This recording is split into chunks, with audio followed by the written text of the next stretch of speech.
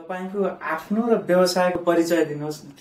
नमस्ते, म रमेश अधिकारी, बुढी आमा अर्ग्यानिक एग्रो टुरिज्म तथा रिसर्च प्रणाली तारकेश्वर 4 नुवाकोटको सञ्चालक। स्टार्टअप लोन बारे तपाईले कसरी थाहा पाउनुभयो? मैले यो चाहिँ वेबसाइटमा हेरेँ, तपाईको अनि फेसबुकमा पनि आइरहेको रहेछ।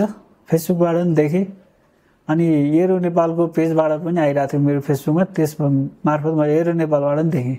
मैले खास चाहिँ पहिला त वेबसाइटबाट थाहा पाएको थिएँ, वेबसाइटमा पनि भिजिट गरेको थिएँ मैले, अनि त्यसपछि यो एरोनेपको नि आइरहेको थियो, त्यहाँबाट पनि थाहा पाएँ। त्यो थाहा पाइसकेपछि तपाईँ एरोनेपसँग कसरी जोडिनुभयो? एरोनेपसँग चाहिँ मैले के गरेँ, वेबसाइटमा हेरेँ, मैले खासै बुझेन, अनि त्यहाँ पनि आइरहेको थियो कस्तो के रहेछ भनेर मैले एरोनेपमा फोन गरेर यो मलाई यसको बारेमा बुझाइदिनु के हो कसो हो भनेर उहाँलाई सोधेर तपाईँ यो एरोनेप मार्फत त्यसरी एरोनेपको कर्मचारी साथीहरू सहयोगतामा त्यसरी चाहिँ मैले थाहा पाएको। स्टार्टअप लोन लिनको लागि तपाईँले के गर्नुपर्ने थियो, कसरी गर्नुभयो? यस्तो चाहिँ अब त्यसको लागि डकुमेन्ट बनाउनु पर्ने रहेछ। डकुमेन्ट तपाईँको मेरो डकुमेन्ट लिएर आएर मैले एरोनेपसँग सहकार्य गर्दा एरोनेपको सरहरूले चाहिँ मिलाएर काम गरेको। स्टार्टअप लोन तपाईँले कति पाउनुभयो, पाइसकेपछि कस्तो महसुस? यस्तो चाहिँ मेरो 661 जनामा म 3 नम्बरमा परेको थिएँ। मैले 23 लाख रुपियाँ पाएको थिएँ। अनि त्यसपछि त्यो पैसाले मेरो चाहिँ अहिले फार्म हाउसको काम भइरहेछ, तपाईँको फार्म हाउसको, अनि अरू मेरो त्यहाँभित्र फार्मभित्र भएको अरू अन्य गतिविधिहरूको काम भइरहेछ। तपाईँको अहिले तत्काल चाहिँ फार्म हाउसको काम भइरहेछ। हामीले त्यसमा चाहिँ अब कटेजहरू बनाउँदैछौँ, कटेजहरू, अनि त्यसपछि अहिले हाम्रो कालिजको लागि ठाउँ भन्दैछ। भनेपछि तपाईँले यो स्टार्टअप लोन लिएर मजाले सदुपयोग गर्नुभयो? सदुपयोग अब मेरो विचारमा चाहिँ सदुपयोगै छ। अब साथीहरूले कस्तो के देख्नुहुन्छ?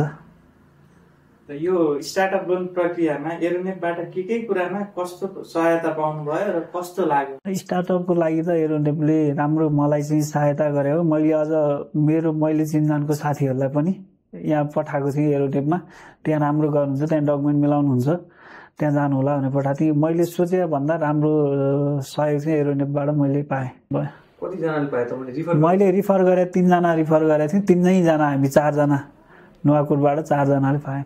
यो स्टार्टअप लोन लिने प्रक्रियामा खर्च कति लाग्यो? खर्च चाहिँ ठ्याक्कै यकिन गर्न सकिएन। तपाईँको त्यो 3-4 हजार भयो पुगेको थियो। तपाईँको हाम्रो खाना बस्नलाई हामी पहिल्यैबाट यहीँ रुम भएको मान्छेलाई खासै खर्च भएन, बाहिरबाट आएलाई चाहिँ खाना बस्न गर्दा खर्च भयो होला होइन। तपाईँको त्यहाँ जाँदा कार्यक्रममा जाँदाखेरि खासै हाम्रो चाहिँ त्यस्तो खर्च भएन। एरोनेपले त तपाईँको त्यो बेला 3035 कति हो कि 5000 समथिङ, त्यो चाहिँ बेसी भयो। 5000 होइन, त्यही कति लिएर। एरोनेपसँग तपाईँ कतिको सन्तुष्ट? एकदम एरोनेपसँग त मेरो 2 वर्ष भयो सहकार्य भएको, धेरै सन्तुष्ट छु। मेरो यो स्टार्टअपको मात्र नभइकन मेरो अडिटदेखिबाट लगेर अद्यावधिक कम्पनीको सम्पूर्ण काम एरोनेपले गर्नुभएको, धेरै एकदम सन्तुष्ट छु म त।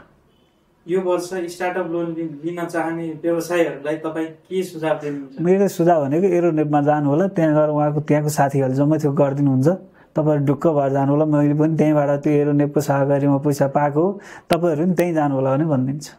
काम गरिरहेको त हुन्छ, तर होइन जस्तै तपाईँलाई नभएको डकुमेन्ट एरोनेपले मिलाएको त होइन, तर तपाईँसँग चाहिँ काम हुन्छ, सबै कुरा मापदण्ड हुन्छ, तर चाहिँ कसरी मिलाउने डकुमेन्ट, कसरी चाहिँ डकुमेन्टेसन बनाउनु, त्यसरी भनिदिनु पऱ्यो।